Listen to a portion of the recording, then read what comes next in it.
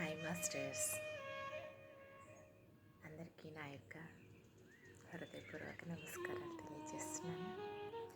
So మరి మనం స్వాధ్యాయం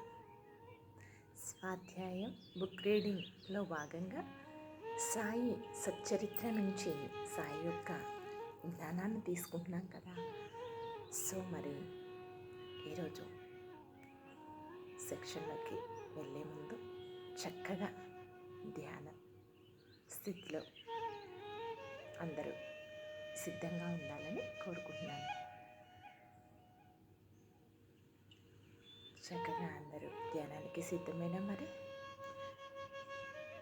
ధ్యాన స్థితిలో ఉంటూ జ్ఞానాన్ని తీసుకోండి my dear friends and my dear masters. చక్కగా ఉన్న చోటనే స్థిరమైన సుఖ ఆసనంలో కూర్చోండి. కాళ్ళు రెండు క్రాస్ చేసుకోండి, వేళ్ళల్లోకి వేళ్ళు పెట్టుకోండి. మీ రెండు కళ్ళను కూడా క్లోజ్ చేసుకోండి. చక్కగా దీర్ఘ శ్వాసను తీసుకోండి.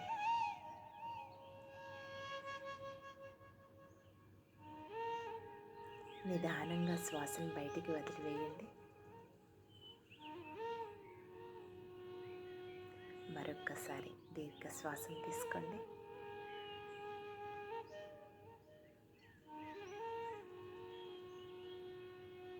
నిదానంగా శ్వాసను బయటికి వదిలివేయండి.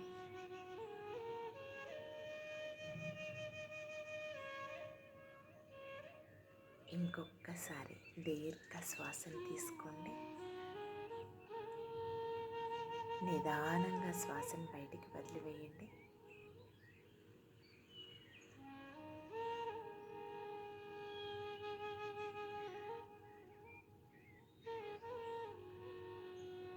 చక్కగా బాడీ అంతా కూడా ఎంత రిలాక్స్గా అయిపోయింది కదా. సహజంగా జరిగే శ్వాసని గమనిస్తూ ఎరుకతో ఉంటూ శ్వాసతో అనుసంధానం అవుతూ అంతరంగంలోనికి ప్రయాణించండి dear friends and dear masters.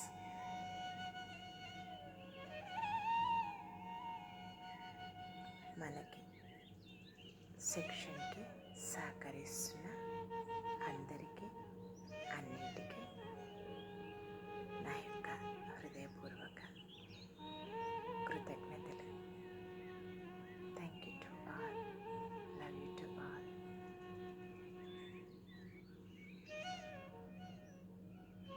ఎరుకతో ఉండండి.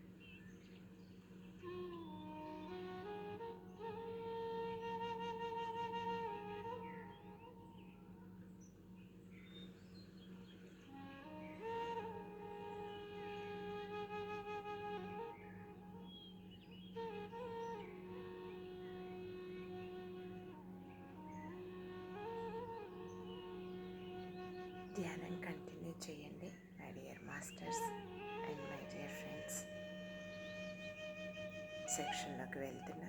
చక్కగా ధ్యాన స్థితిలో ఉంటూ ఈ జ్ఞానాన్ని తీసుకోవాలని మనస్ఫూర్తిగా కోరుకుంటున్నాను. ఓకే. ఓం శ్రీ సాయినాథాయ నమః. శ్రీ సాయి సచ్చరిత్రము 21వ అధ్యాయము. ప్రస్తావన: యోగీశ్వరుల వ్యవస్థ. విహెచ్ ఠాగూర్, అనంతరావు పాటంకర్. నవవిధ భక్తి, పండరీపురము లీడర్. ఈ అధ్యాయంలో హేమాత్ పంత్, వినాయక హరిశ్చంద్ర ఠాగూర్, బిఏ అనంతరావు పాటంకర్, పండరీపురము లీడర్ గూర్చిన కథలు చెప్పెను. ఈ కథలన్నీ ఆనందదాయకమైనవి. ఇవి సరిగా చదివి గ్రహించినచో ఆధ్యాత్మిక మార్గమునకు దారి చూపును.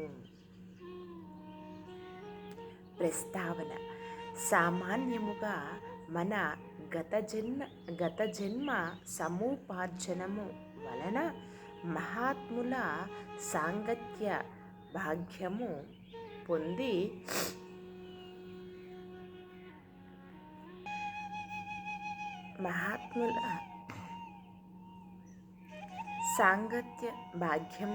పొంది దాని వలన మేలు పొందెదము. దీనికి ఉదాహరణముగా హేమాత్ పంత్ తన సంగతినే చెప్పుచున్నాడు.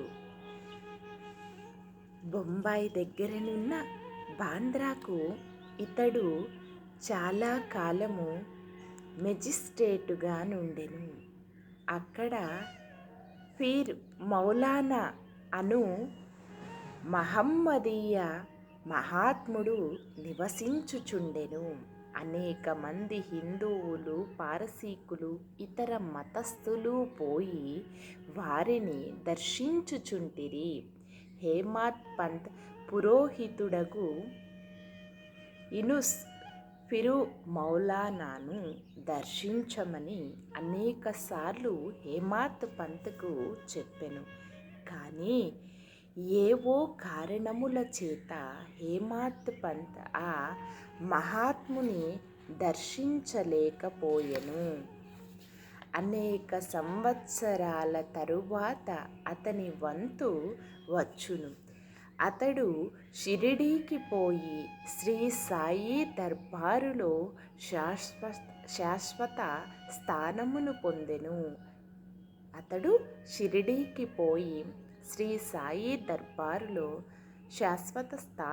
పొందెను. దురదృష్టవంతులకు ఇట్టి మహాత్ముల సాంగత్యము లభించదు. కేవలం అదృష్టవంతులకే అట్టిది లభించును. యోగీశ్వరుల వ్యవస్థ. అత్యంత ప్రాచీన కాలము నుండి ప్రపంచమున యోగీశ్వరుల వ్యవస్థ ఉన్నది. అనేక మంది యోగులు అనేక చోట్ల అవతరించి వారికి విధింపబడిన పనులను నెరవేర్చెదరు. వారనేక చోట్ల పనిచేసినను అందరా భగవంతుని ఆజ్ఞను నెరవేర్చెదరు. కాన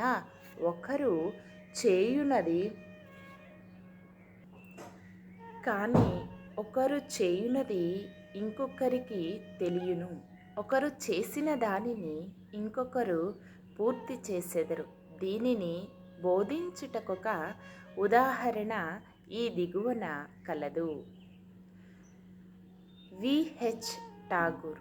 వీరు రెవెన్యూ శాఖలో గుమస్తాగా నుండిరి. ఆయన ఒకానొకప్పుడు బెళగాం సమీపమందలి వడ్గాం అను పట్టణమున నొక సార్వే పార్టీతో వచ్చెను. అక్కడ అప్ప అను కన్నడ యోగిని దర్శించి వారి పాదములకు నమస్కరించెను. ఆ యోగి నిశ్చల దాసు రచించిన విచారసాగర అను విచారసాగరమను వేదాంత గ్రంథమును సభలోనున్న వారికి బోధించుచుండెను. ఠాగూర్ పోవునప్పుడు వారి సెలవు కొరకు వారిట్లు చెప్పిరి. ఠాగూర్ పోవునప్పుడు వారి సెలవు కోరగా వారిట్లు చెప్పిరి, ఈ పుస్తకమును నీవు చదవవలెను. నీవట్లు చేసినచో నీ కోరికలు నెరవేరును. ముందు ముందు నీ ఉద్యోగమునకు సంబంధించిన పని మీద ఉత్తర దిక్కునకు పోవునప్పుడు నీ అదృష్టమున నీకొక గొప్ప మహాత్ముని దర్శనము కలుగును. వారు నీ భవిష్యత్తుకు మార్గమును చూపెదరు. నీ మనస్సునకు శాంతి ఆనందములు కలగచేసెదరు. ఆ తరువాత ఠాగూర్ జున్నూరుకు బదిలీ అయ్యెను. అచటికి పోవుటకు నాన్వే ఘాట్ లోయను దాటి పోవలసి ఉండెను. ఆ లోయ మిక్కిలి లోతైనది. దానిని దాటుట చాలా కష్టము. దానిని దాటుట కెనుబోతు తప్ప ఇతర ఏదియూ నుపయోగించరు. కావున ఎనుబోతుపై లోయను దాటుటచే అతనికి బాధ కలిగెను. అచటి నుండి కళ్యాణుకు పెద్ద ఉద్యోగముపై బదిలీ అయ్యెను. అచట నానా సాహెబ్ చందోద్కర్తో పరిచయము కలిగెను. ఆయన వలన సాయిబాబా గూర్చి అనేక సంగతులు తెలుసుకుని వారిని దర్శింపకాంక్షించెను. ఆ మరుసటి దినమే నానాసాహెబ్ షిరిడీ పోవుటకు నిశ్చయించుకొనెను. కావున ఠాగూర్ను కూడా తనతో రమ్మని అడిగెను. ఠాగూర్ తనకు ఠానాలో సివిల్ కేసు ఉండుటచే రాలేనని చెప్పెను. అందుచే నానాసాహెబ్ ఒక్కడే వెళ్ళెను. ఠాగూర్ ఠానాకు వెళ్ళెను. కానీ అచట కేసు వాయిదా పడెను. అతడు నానాసాహెబ్ వెంట షిరిడీకి వెళ్ళకపోవుటచే మిక్కిలి పశ్చాత్తాపపడెను. అయినప్పటికీ షిరిడీ వెళ్ళెను. అంతకు ముందు రోజే నానాసాహెబ్ షిరిడీ విడిచిపెట్టెనని తెలిసెను. ఇతరుల స్నేహితులు కొందరు అక్కడ కలిసిరి. వారు ఠాగూర్ను బాబా వద్దకు తీసుకొని పోయిరి. అతడు బాబాను చూచి వారి పాదములకు నమస్కరించి మిక్కిలి సంతసించెను. అతని కండ్లు ఆనంద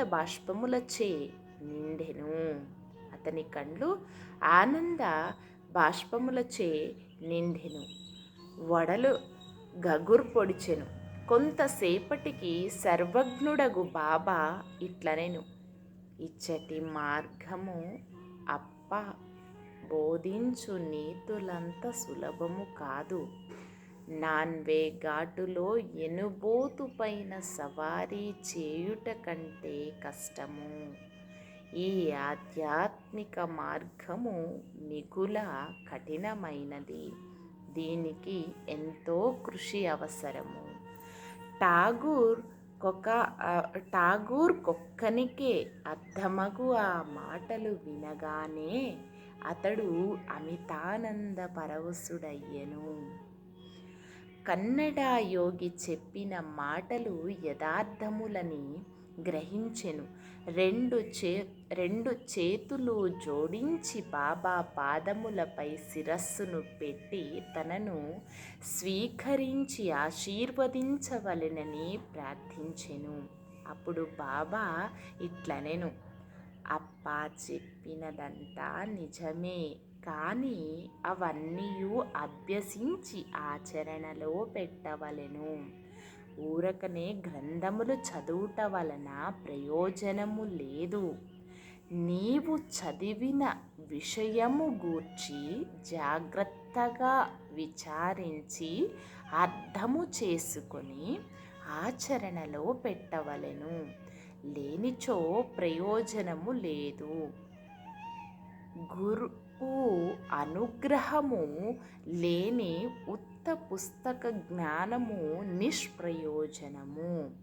విచార సాగరములోని సిద్ధాంత భాగమతడు చదివి ఉండెను, కానీ ఆచరణను షిరిడీలో నేర్చెను.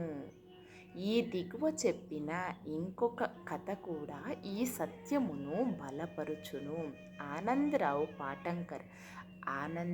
పాటంకర్ అను పూనా పెద్ద మనుష్యుడు ఒకడు బాబాను చూడగోరెను. షిరిడీకి వచ్చి బాబా దర్శనము చేసెను. అతని కండ్లు సంతుష్టి చెందెను. అతడు ఆనందించెను. అతడు బాబా పాదములపై పడి తగు విధముగా పూజించి పిమ్మట బాబాతో ఇట్లనెను: నేను ఎక్కువగా చదివి తిని, వేదములను వేదాంతములను చదివి తిని, అష్టాదశ పురాణములు వింటిని. నా మనస్సునకు శాంతి కలుగుటలేదు కనుక నా పుస్తక జ్ఞానమంతయు నిష్ప్రయోజనము. పుస్తక జ్ఞానము లేని నిరాడంబర భక్తులు నాకంటే మేలు. మనస్సు శాంతి పొందనిచో పుస్తక జ్ఞానమంతయు వ్యర్థము. నీ దృష్టి వలనను నీ మహత్తరమైన మాటల వలనను నీవు శాంతి ప్రసాదించుతవని వింటిని. అందుచే నేనిచ్చటకు వచ్చి తిని. కావున నా యందు దాక్షిణ్యము చూపుము, నన్ను ఆశీర్వదించుము. అప్పుడు బాబా ఒక నీతి కథని ఈ విధముగా చెప్పెను: నవవిధ భక్తి. 9 ఉండల గుర్రపు లబ్ధి. నీతి కథ. ఒకానొక వర్తకుడు ఇక్కడకు వచ్చెను. అతని ముందు ఒక ఆడగుర్రము లబ్ధి వేసెను. అది 9 ఉండలుగా పడెను. జిజ్ఞాసువైన ఆ వర్తకుడు పంచకొంగు సాచి 9 ఉండలు నందులో పెట్టుకొనెను. ఇట్లు అతడు మనస్సును కేంద్రీకరించగలిగెను. ఈ మాటల యథార్థమును పాటంకర్ గ్రహించలేకుండెను. అందుచే నతడు గణేష్ దామోదర్ ఉరఫ్ దాదా కేల్కర్ నిట్లు అడిగెను: ఆ మాటలలో బాబా ఉద్దేశం ఏమి? కేల్కర్ ఇట్లు జవాబిచ్చెను: నాకు కూడా బాబా చెప్పినదంతయు తెలియదు, కానీ వారి ప్రేరణ ప్రకారము నాకు తోచినది నేను చెప్పెదను. ఆడగుర్రమనగా ఇచ్చట భక్తులు. అవి ఏమనా? ఇచ్చట ఆడగుర్రము అనగా భగవంతుని అనుగ్రహము. ఆడగుర్రమనగా భగవంతుని అనుగ్రహము. 9 ఉండల లబ్ధి అనగా నవవిధ భక్తులు. 9 ఉండల లబ్ధి అనగా నవవిధ భక్తులు.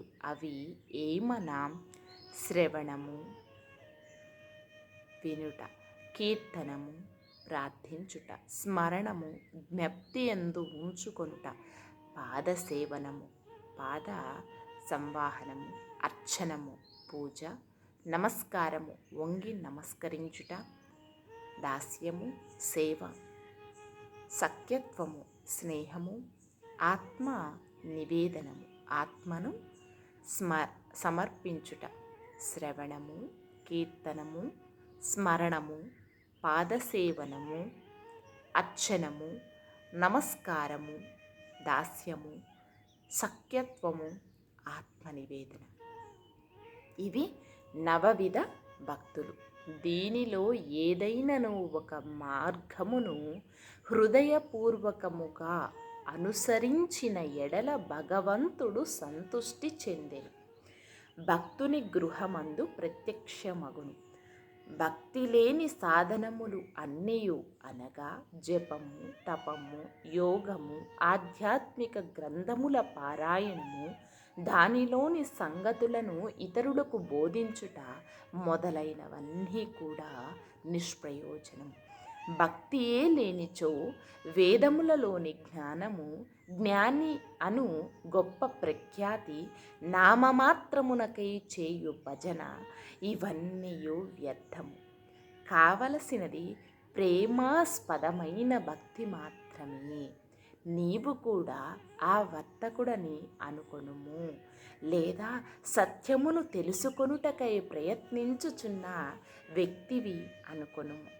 వాని వలె నవవిధ భక్తులను ప్రోగు చేయుము, ఆతురతతో నుండుము. వాని వలె నవవిధ భక్తులను ఆచరణలో పెట్టుటకు సిద్ధముగా నుండుము. అప్పుడే నీకు మనస్థైర్యము, శాంతి కలుగును. ఆ మరుసటి దినము పాటంకర్ బాబాకు నమస్కరించుటకు పోగా 9 గుర్రపు లబ్ధి ఉండలను ప్రోగు చేసితివా లేదా అని ప్రశ్నించెను. అతడు తాను నిస్సహాయుడుని అనియు బాబా అనుగ్రహము చే మాత్రమే వానిని సులభముగా ప్రోగు చెయ్యవచ్చుననియు, అప్పుడు బాబా శాంతి క్షేమములు కలుగునని ఆశీర్వదించెను. పాటంకర్ అపరిమిత ఆనందభరితుడయ్యను. అలా బాబా గారి యొక్క ఆశీర్వాదం తీసుకున్నమాట. పండరీపురము ప్లీడర్. ఒక చిన్న కథతో ఈ అధ్యాయమును ముగించడము. ఈ కథ బాబా సర్వజ్ఞుడనియు తెలుపును. ప్రజలను సరి అయిన మార్గమున పెట్టుటకు, వారి తప్పులను సవరించుటకు బాబా సర్వజ్ఞత్వమునుపయోగించుచుండెను. ఒకనాడు పండరీపురము నుండి ఒక ప్లీడర్ వచ్చెను. అతడు మసీదునకు పోయి సాయిబాబాను దర్శించెను. వారి పాదములకు నమస్కరించెను. అడగకుండానే దక్షిణ ఇచ్చెను.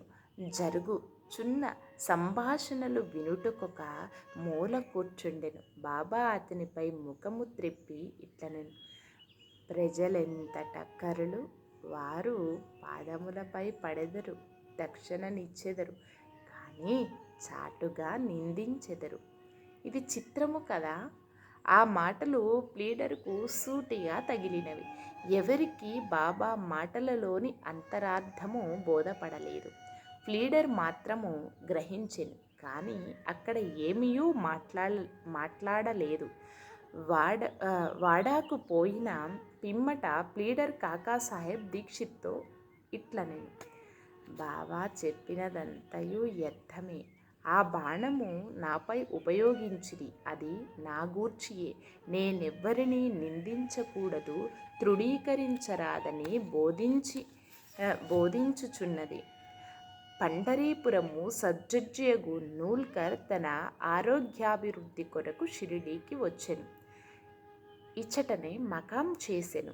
ప్లీడర్ విశ్రాంతి గదిలో దీని గూర్చి వివాదము జరిగెను. రోగముచే బాధపడుచున్న సబ్ జడ్జి ఔషధమును సేవించక షిరిడీకి పోయిన మాత్రమున బాగగునా అని మాట్లాడుకొనిరి. సబ్ జడ్జిని వాక్య చేసిరి. సాయిబాబాను నిందించిరి. నేను కూడా అందు కొంత భాగము వహించితిని. నేను చేసినది సమంజసము కాదని ఇప్పుడు సాయిబాబా నిరూపించెను. అది నాకు దూషణ కాదు, నాకది ఆశీర్వచనమే. ఇది నాకు ఒక ఉపదేశము. నేనిక మీదట ఎవరిని దూషించరాదు, ఎవరిని నిందించరాదు, ఇతరుల విషయంలో జోక్యము కలుగ చేసుకొనరాదు. పండరీపురమునకు షిరిడి 300 మైళ్ళ దూరములోనున్నది. పండరీపురమునకు షిరిడి 300 మైళ్ళ దూరములోనున్నది. బాబా సర్వజ్ఞుడగుటచే పండరీపురములో ప్లీడర్ విశ్రాంతి గదిలో ఏమి జరిగెనో తెలుసుకొనిరి. ఈ నడుమనున్న స్థలము, నదులు, అడవులు, పర్వతములు వారి సర్వజ్ఞతత్వమున కడ్డుపడలేదు.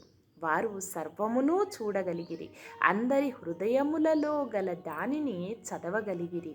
వారికి తెలియని రహస్యం ఏదియూ లేదు. దగ్గరనున్నవి, దూరముగా నున్నవి ప్రతి వస్తువు కూడా పగటి కాంతి వలె వారికి తేట తెల్లములు. ఎవడైనా దూరముగా కానీ దగ్గరగా కానీ ఉండనిమ్ము, బాబా సర్వాంతర్యామి అగుటచే వారి దృష్టి నుంచి తప్పించుకొనుటకు వీలు లేదు. దీనిని బట్టి ఫ్లీడర్ ఒక నీతిని నేర్చుకొనెను. ఒకరిని గూర్చి చెడు చెప్పరాదు, మరియు అనవసరముగా వ్యాఖ్యానము చెయ్యరాదు. అట్లు బాబా అతని దుర్గుణములను పోగొట్టి సన్మార్గమందు పెట్టెను. ఇది ఒక ప్లీడర్ను గూర్చినదైనప్పటికీ అందరికీ వర్తించును. కాబట్టి ఈ కథ బోధించు నీతిని జ్ఞప్తియందు ఉంచుకొని మేలు పొందెదము కాక. సాయిబాబా మహిమ అఘాతము, వారి లీలలు కూడా అట్టివే, వారి జీవితము అట్టిదే. వారు పరబ్రహ్మము యొక్క అవతారమే. 21వ అధ్యాయం సంపూర్ణం. సద్గురు శ్రీ సాయినాథ్ అర్పణమస్తు. శుభం భవతు. Okay my dear masters and my dear friends, ఈరోజు సెక్షన్ క్లోజ్ చేసుకుంటున్నాం. మరి క్లోజ్ చేసుకునే ముందు చక్కగా ఇప్పటి వరకు విన్నది అంతా కూడా మనలో సంపూర్ణంగా నింపుకోవటం కోసం చివరి నిమిషం ఇలానే ధ్యానం కంటిన్యూ చేయండి. జాగ్రత్తగా ఎరుకతో ఉండండి. చివరి క్షణాలు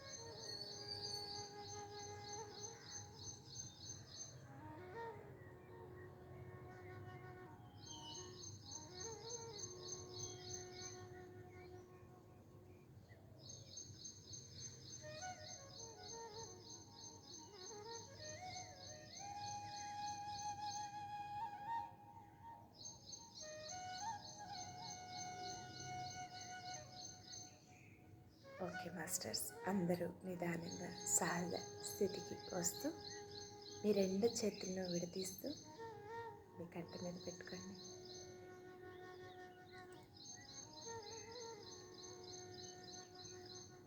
ఫైవ్ 4 3 2 1 0. మీ 2 చేతులను మీ కంటికి ఎదురుగా పెట్టుకోండి. నిదానంగా మీ చేతులను కంటికి ఎదురుగా పెట్టుకున్నారు కదా, కళ్ళు ఓపెన్ చేయండి. బాగుంది కదా. ధ్యానంలో ఉంటూ ధ్యానాన్ని తీసుకుంటున్నారని నేను అనుకుంటున్నాను. ఓకే, ఇప్పటి వరకు మనకు సహకరించిన అందరికీ అన్నింటికీ నా యొక్క హృదయపూర్వక కృతజ్ఞతలు.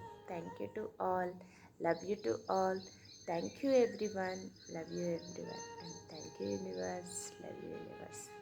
Thank you, thank you, thank you. మరి ఇంకొక సెక్షన్లో కలుసుకుందాం. బాయ్.